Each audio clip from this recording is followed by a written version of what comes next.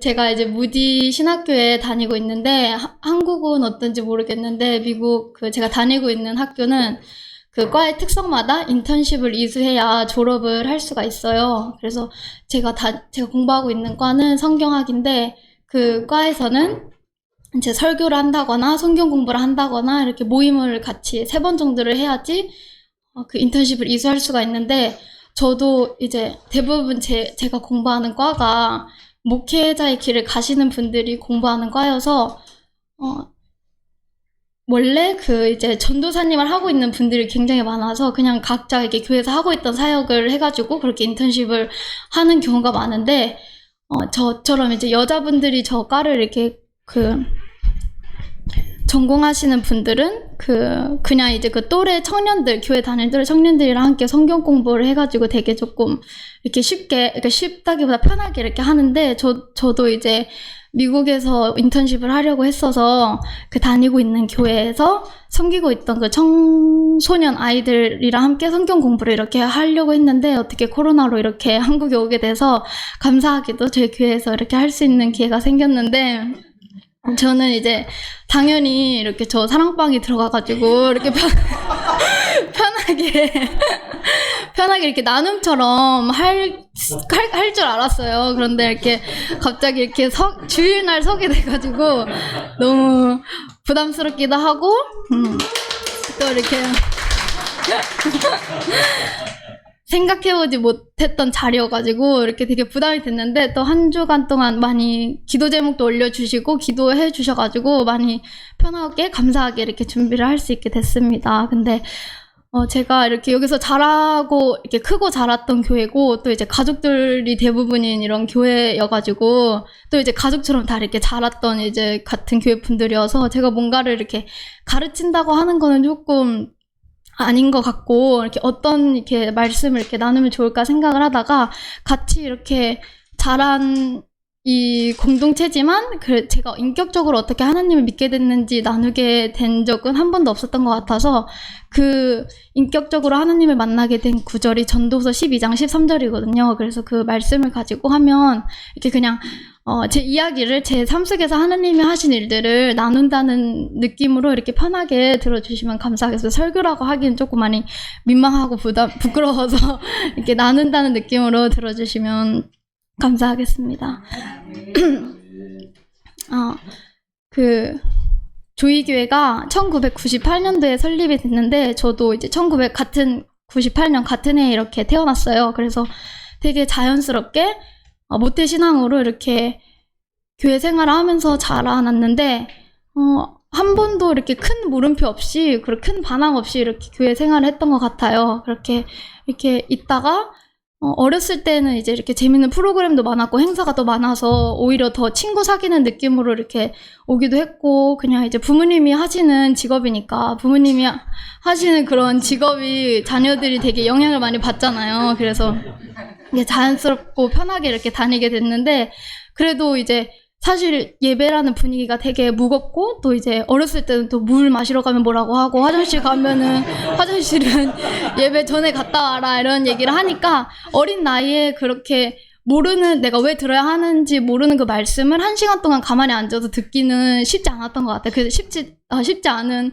그런 시간들일 것 같은데, 저도 그래서 그런 시간들 때문에 재미도 있었지만, 한 번은 엄마한테 이제 엄마 나 교회 가기 싫어, 이렇게 교회 안 가면 안 돼 했더니, 안 돼, 이렇게 교회는 나가는 거야 이렇게 해가지고 아 그렇구나 하고, 그때도 별 반항 없이 이렇게 이렇게 나오면서 교회 생활을 했던 것 같아요. 그런데 이제 제가 14살에서 15살 때쯤에 한 통역사분께 영어를 배울 기회가 생겼는데, 그분께서 제가 왜 영어를 배워야 하는지 5가지 이유를 써오라고 이렇게 숙제를 내주셨어요. 첫 숙제로. 근데 이제 제가 뭐 공부해야 가는 것도 아니고 외워야 되는 것도 아니어서 쉬운 숙제다라고 생각해서 배우러 가기 하루 전날에 이제 저녁에 책상에 앉아서 종이를 펴고 이렇게 쓰려고 하는데, 제가 왜 영어를 배워야 하는지 정말 이유가 하나도 없는 거예요. 그러니까 하나도 쓸 수가 없겠는 거예요. 그래서 생각해보니까 아빠가 이제 선교사의 그 꿈을 가지고 비전을 가지고 있으셨기 때문에 저희들을 그렇게 키우셔서 다른 공부는 이렇게 강요는 안 하셨지만 영어를 배우시기 원하셨거든요. 그래서 그 아빠의 꿈이었지 내가 이렇게 배우고 싶은 그 이유가 없었던 거예요. 그래서 그때 그거를 깨닫고 나서 내가 정말 영어를 배워야 할 이유가 하나도 없구나 이렇게 생각하는데 저가 좀 숙제를 해가야 된다는 그런 책임감이 되게 강해서 그래도 뭐라도 써야 되는데 어떻게 쓰지 하다가 막 이렇게 엄청 힘들게 생각을 하다가 아빠가 이제 그 원인이니까 내가 영어를 배우게 된 아빠한테 가서 아빠 나 영어를 왜 배워야 돼? 이렇게 얘기를 했는데 뭐 선교사가 되려면 영어를 배워야지 이거 세계 공용어가 영어야 이렇게 얘기를 하셨는데 저한테는 그 선교사의 마음이 그때는 이제 제가 좀 주체성이 강해서, 아빠가 내가 그걸 배우라고 한다고 배우나? 그건 아닌 것 같고, 나한테 그 선교사의 꿈이 있는 것도 아니고, 그리고 뭔가 세계 공용어도 제가 그럴 만한, 뭐 통역사를 한다거나 그런 꿈이 있어야지 그 영어를 이제 쓸 수 있는 그런 뭔가 직분을 제가 꿈이라고 갖고 있던가 그런 게 뭔가 그 이유가 있어야지 제가 그 영어를 배울 텐데, 저한테 그때 그게 아무것도 없었던 거예요. 그래서, 영어를 배우는 이유가 없구나 이렇게 생각을 하면서 그때 저의 정체성 그런 주체성의 질문을 한번 이렇게 터치를 하면서 내가 왜 인생을 살아야 하는지 그렇게 그거를 이제 생각하는 질문을 이렇게 도달하게 됐어요. 그 이제 영어를 왜 배워야 하는지 이렇게 생각을 하다가 그래서 내가 왜 이 인생을 살아야 하지? 이 인생에서 저희가 기쁨도 있고 희락도 있지만 슬픔도 있고 아픔도 있잖아요. 근데 그 슬픔이랑 아픔이 저희들한테 더 크게 다가오잖아요. 그래서 왜 내가 이런 슬픔과 아픔이 있는 인생을 살아야 하지? 라고 생각하면서 좀 어린 나이긴 했지만 내가 만약에 살아가야 되는 이유가 없으면 살고 싶지 않다라고 생각했던 것 같아요. 그래서 저한테 이제 2가지 옵션이 생긴 거예요. 첫 번째는 인생의 목적을 알고 찾고 이제 살아가는 거, 2번째는 인생의 목적을 못 찾고 이제 살지 않는 거였는데 아직 저는 인생의 목적을 못 찾았으니까 2번째를 먼저 생각했는데 어렸을 때 이제 자살을 하면 천국 못 간다 막 이런 얘기를 주워 들어가지고 그건 안 될 것 같고 그 다음에 또 저한테 그런 자살 용기가 없는 걸 저는 알기 때문에 그 2번째 옵션은 할 수가 없는데 이제 그 인생의 목적을 찾아야 되는데 그게 이제 쉽지 않고 굉장히 그 답답한 마음을 가지고서 하나님한테 매일 하나님 인생의 목적이 뭐야라고 물으면서 살아갔던 것 같아요. 그래서 그렇게 이제 물으면서 답답한 마음을 가지고 이렇게 몇 주가 채 되지 않아서 저희가 옛날에는 11시 예배 전에 성경 공부를 했었는데 그때 그 성경 공부 묵상집에 그 테마 주제 같은 그날의 주제 같은 게 하나님을 기쁘시게 하라였던 거였어요. 근데 그때 말씀이 전도서 12장 13절이었는데 같이 한번 읽어보도록 하겠습니다. 네. 같이 읽도록 하겠습니다. 이래 결국을 다 들었으니 하나님을 경외하고 그 명령을 지킬지어다. 이것이 사람의 본분이니라. 이 말씀을 그때 이제 읽었을 때 딱 그때 답답한 마음이 사라지면서 내가 살아가는 이유가 하나님을 기쁘시게 하기 위해서 사는 거구나 하면서 그때 이제 제 인생의 목적을 찾고 되게 기뻤던 것 같아요. 그때 사실 당연히 제가 모태신앙으로 자라면서 인생의 목적이 하나님을 영화롭게 하기 위해서 사는 거라는 거는 알고 있었어요. 그리고 그때도 너무 답답했기 때문에 엄마 아빠한테도 물어봤었는데 당연히 이제 너 하나님 영광 돌리기 위해서 사는 거야 라고 이렇게 하셨는데 저가 그때 그게 안 믿어졌기 때문에 엄마한테 그건 정답이 아니라고 다른 정답을 얘기해달라고 이렇게 얘기를 심지어 그렇게 얘기를 했었어요. 그때는 그 말씀을 알면서도 믿어지지가 않았기 때문에 제가 믿어줄 수 있는 그 답답한 마음을 씻어낼 수 있는 그런 정답을 말해주기를 원했던 것 같아요. 근데 이제 그게 이제 부모님한테 안 됐고 당연히 부모님은 그것만 얘기할 걸 알기 때문에 더 이상 안 물어봤고 계속 이제 하나님한테 이렇게 물어봤던 것 같은데 그때는 이제 믿어지지 않았기 때문에 그랬었던 시간을 가졌던 것 같아요. 근데 그날 이렇게 딱 믿어지면서 그 후로 내 인생의 목적을 딱 알고 나서 그때부터 이제 하나님을 어떻게 기쁘시게 할 수 있을까라는 거를 늘 생각하면서 살아오게 된 것 같아요. 그래서 성경을 읽으면서 그 성경에 나오고 있는 믿음의 조상들이 어떻게 하나님을 기쁘시게 하셨는지 그리고 하나님을 기쁘시게 하는 것들이 뭐라고 이렇게 적혀 있는지 그렇게 그거를 주위에서 읽기 시작했고 또 목사님들이나 선교사님들을 만나는 걸 되게 좋아했어요. 그분들이 이제 인생을 살아왔는데 이제 얼마나 잘 이제 하나님을 이제 경외하면서 살았을까라는 걸 듣기를 되게 좋아했고 이렇게 질문하면서 또 그분들의 대화 듣기를 되게 좋아하면서 그런 시간들을 보냈었던 것 같아요. 근데 어떻게 보면은 다른 사람의 시선으로 보면은 되게 무모할 수도 있을 것 같은 그런 목적을 가지고 저만의 그런 목표를 가지고 살아갔는데 되게 저는 즐겁게 살아갔던 것 같습니다. 근데 이렇게 인생의 목적을 알게 되면서 인생의 목적을 알고 사는 것과 모르고 사는 것의 중요성을 이렇게 더 하나님이 깨닫게 해주신 것 같아요. 살면서 기쁨과 즐거움과 행복이라는 그런 감정도 분명히 있지만 그 슬픔과 아픔과 그런 힘든 시간들이 저희한테 더 그것도 같이 있잖아요. 그리고 이 기쁜 시간을 생각하는 시간보다 아픈 시간들, 나한테 힘든 시간들, 내가 이렇게 원하지 않는 환경이나 그런 시간들을 더 많이 고민하고, 더 많이 생각하고, 그런 시간을 더 많이 보낼 때가 많은데, 그 시간들이 그렇게 내가 그 힘든 것들을 보면서 사는 게 다가 아니라는 거를 알고 있으니까 그 시간들을 조금 더 잘 극복하게 됐는데, 옛날에는 이제 그런 시간들이 있을 때 오히려 하나님이 이렇게 주관하시는 그 세상이니까 하나님이 그거를 허락하신 걸 아니까 하나님 왜 저한테 이거를 허락하셨어요? 하나님 왜 이 상황을 저한테 허락하셨어요? 하나님 왜 저한테 이렇게 힘들게 하세요? 이렇게 하나님한테 불평하고 하나님을 원망했었던 시간이 더 많은데 그 에레미야 애가 3장 33절에 주께서 인생으로 고생하게 하시며 근심하게 하심은 본심이 아니시로다 라는 말씀이 있는데, 이 말씀을 들으면은 내가 그 힘들어하는 그 시간들이 하나님이 너를 힘들어봐라 이렇게 하시는 시간이 아니라 본심이 이제 따로 있다는 걸 알게 되면서 그 시간들을 하나님을 원망하고 하나님 힘들어요 이렇게 불평하는 시간이 아니라 하나님이 이 시간을 통해서 나한테 무엇을 배우기를 원하실까? 하나님이 이 시간을 통해서 저한테 무엇을 가르치려고 하십니까? 하나님 이 시간을 통해서 제가 무엇을 배웠으면 좋겠습니까? 라고 생각했던 것 같아요. 그렇게 그 시간들이 그런 질문을 하면서 그 포커스가 내가 아니라 주님한테 이렇게 돌려지면서 그 시간들이 오히려 힘든 거는 당연하지, 힘들지 않다는 얘기를 하는 게 아니라 그 시간이 힘들지만 감사할 수가 있고 그 시간이 오히려 그 하나님 나한테 뭐를 알려주실까라는 기대와 함께 그런 기쁨과 감사를 느끼면서 보낼 수 있는 시간이 된 것 같아요. 그래서 그 시간들을 그렇게 내가 포커스가 아니라 주님이 포커스가 되는 시간을 이렇게 살아오면서 또 요즘 시대를 보면은 그게 되게 중요한 것 같아요. 내가 어떻게 생각하고 내가 보는 게 중요한 거, 그리고 내 감정이 어떻게 돼야 되는지 중요한 거, 이런 것들이 더 우선시 되는 시대고, 그런 영화나 그런 그 문학 서적들 이런 것들을 보면은 너가 중요하다 이렇게 내가 어떻게 느끼는지, 내가 어떻게 생각하는지 그런 것들을 되게 중요시 하는데, 인생의 목적이 하나님이 저희를 만드셨을 때 인생의 목적을 저희들에게 주셨잖아요. 그랬을 때 그 목적이 내가 이렇게 즐겁고 행복하게 사는 게 아니라 하나님을 기쁘시게 하는 데 목적이 있기 때문에 그 목적으로 가면은 나한테 그 포커스가 되었던 내 인생이 내가 인생의 주인이었는데 하나님을 인생의 주인으로 모시면 그때 이제 정말 인생의 목적을 가지고 살아갈 때 내가 행복하구나, 내가 그때 이제 굉장히 정말 하나님이 얘기하시는 기쁨과 평안을 누리는 삶을 살 수가 있구나라고 생각하는 것 같아요. 그렇게 이렇게 되는 삶이 되는 것 같아요. 그래서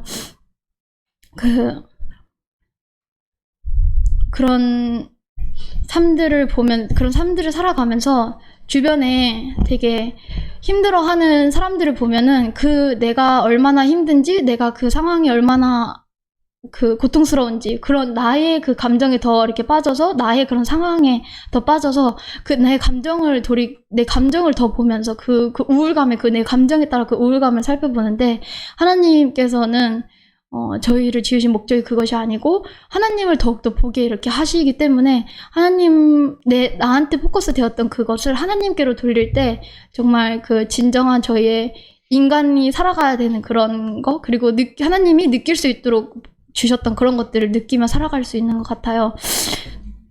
그래서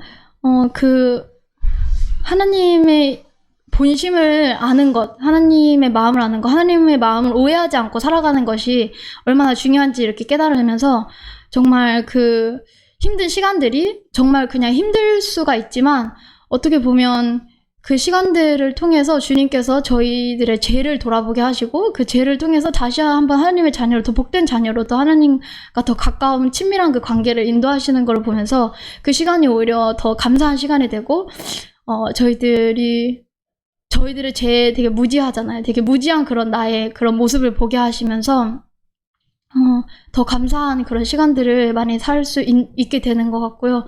또 저희 부모님들이 나주개사를 외치시고 또 이렇게 말씀을 읽어야 한다 이렇게 많이들 하시잖아요. 이렇게 많이 말씀을 하시잖아요. 그런데 옛날에 이제 이렇게 봤을 때 이렇게 나주개사를 정말 맨날 외치는데 어떻게 그렇게 못 살 수가 있을까 이런 생각들을 했을 때가 있었어요. 정말 가족이니까. 근데 그분들을 왜 이렇게 무서워요? 그분들을 정죄하려고 이렇게 비판하려고 얘기하는 게 아니라 그거를 이제 보면서 정말 저희 믿음의 조상 아담 때부터 저는 그 죄의 속성을 나의 그 죄의 속성을 정말 주님 앞에 철저히 보고 그거에 대한 그거를 느끼셨기 때문에 계속해서 그걸 외치시는구나. 그렇기 때문에 그게 필요한 걸 아시고 계속해서 그거를 말씀하시고 또 말씀 읽는 것이 얼마나 중요한지 계속해서 얘기를 하시는구나 라고 생각하면서 정말 말씀 읽기가 복된 그런 사역이고 그 말씀 읽기가 사역뿐만이 아니라 나에게도 굉장한 그런 하나님을 믿으며 살아갈 때 기독교인들이 그냥 하나님 믿으니까 성경 한 번을 읽어야지, 하나님 믿으니까 성경 읽어야 되는데 이렇게 하는데 그냥 그렇게 해서 단순히 뭔가 하나님 믿으니까 내가 이거를 일처럼 어떤 숙제처럼 하는 것이 아니라 믿기 때문에 그 관계를 유지하고 싶기 때문에 그 하나님이 저에게 주신 수단이기 때문에 하나님의 마음을 오해하지 않고 그 하나님의 마음을 알 수 있는 것이 제일 좋은 수단이기 때문에 그 말씀을 읽어야 되고 또 말씀을 읽을 때 말씀을 매일매일 읽어도 사실 까먹는 게 저희들이잖아요. 저희들의 죄가 계속해서 나타나고 그 삶을 살아갈 때는 계속해서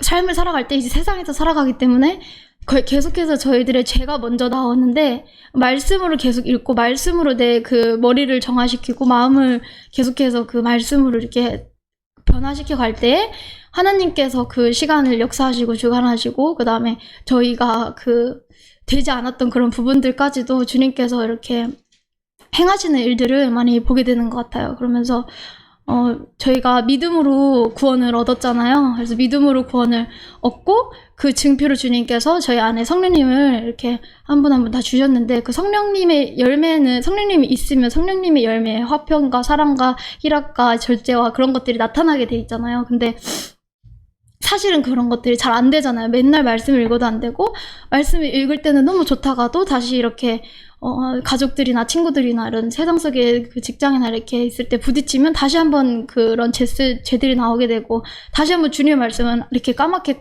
잊어버리게 되는데 그렇기 때문에 주님의 말씀을 더욱더 붙잡아야 되고 그렇기 때문에 기도함으로 나아가서 주님 앞에 무릎 꿇고 계속해서 나의 그런 것들을 돌아보면서 주님 앞에 순종함으로 나아갈 때 정말 하나님의 복된 자녀가 되는 삶을 살 수 있지 않을까 생각합니다. 그래서 저는 말씀 읽을 때 굉장히 미국에서 이제 말씀 이렇게 읽는 시간이 되게 주님이 저한테 쓰신 러브레터처럼 되게 주님이랑 연애하는 느낌이 많이 들었어요. 그래서 그거를 읽으면서 말씀을 읽으면서 살아가기 때문에 한 번도 외롭다고 생각해 본 적도 없고 그 말씀을 읽을 때 저한테 그 충만한 그 행복감, 하나님이 나를 만드셨는데 그 만드신 분이 나를 이만큼 사랑하는구나 이런 것들을 계속해서 느끼는 시간이 되었던 것 같아요. 그래서 말씀 읽기가 정말 매일 읽어도 질리지도 않고 매일 읽으면 읽을수록 우리가 이렇게 남자친구나 이렇게 여자친구나 이렇게 부부 사이에서 이렇게 사랑을 받을 때 정말 행복을 느끼고 그 사람들의 얼굴이 빛난다고 하고 얼굴이 달라진다고 하잖아요. 그런 것처럼 정말 하나님이 저를 만드셨는데 그리고 또 이 세상을 주관하시는 그런 되게 왕이신 하나님이 저를 이만큼 사랑한다. 그러니까 하나님이 나를 이렇게 아끼시고 하나님의 마음은 이런 거다라고 이렇게 읽을 때 힘든 시간도 있지만 그런 시간들이 더 감사가 되고 그 시간들이 하나님이 저한테 너 이렇게 힘들어라 이렇게 하신 것이 아니기 때문에 그 마음을 알기 때문에 그리고 그 마음을 성경을 읽음으로 알 수 있기 때문에 그렇기 때문에 성경을 말씀을 계속 읽어야 되고 말씀을 이렇게 가까이 두면서 하나님의 마음을 오해하지 않고 살아가는 게 되게 중요한 것 같습니다. 그래서 인생의 목적을 알고 또 알지만 그거를 잊고 살아갈 때가 굉장히 많은데 계속해서 내가 왜 이 인생을 살아가야 되나. 저도 가끔씩 힘든 상황이나 시간들, 이렇게 어려운 그런 시간들이나 환경이 다가오면 내가 왜 살아야 되지? 다시 한번 이렇게 묻게 되는 것 같아요. 그런데 그럴 때마다 하나님한테 영광을 돌리기 위해 사는 건데 정말 나한테 내가 포커스가 맞춰져 있구나. 내 감정이 어때야 되는지 그게 더 중요하구나. 나한테 이런 것들을 다시 돌아보면서 인생의 목적을 알고는 있지만 그게 삶이 사라지지 않기 때문에 계속해서 말씀을 읽고 기도함으로써 주님 앞에 나아가고 계속 간구함으로 하나님께 도와달라 이렇게 함으로써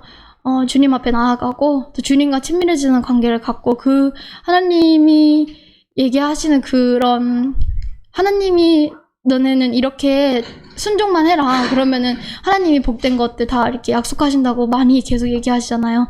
그런 것들이 정말 하나님의 말씀만 읽고 살아도 읽기만 해도 기쁨이 흘러넘치고 행복한 하루가 되고 그런 것들을 보면서 내가 인생의 목적이 정말 여기 있는 거를 더욱더 알아가는 시간이 되고 그리고 그게 헛되지 않은 것도 알아가게 되고 그 시간이 너무 복되다라는 시간이 되는 것 같고 그래서 그거를 좋은 걸 나만 알고 싶지 않으니까 그거를 계속 전하고 싶은 것 같아요. 그래서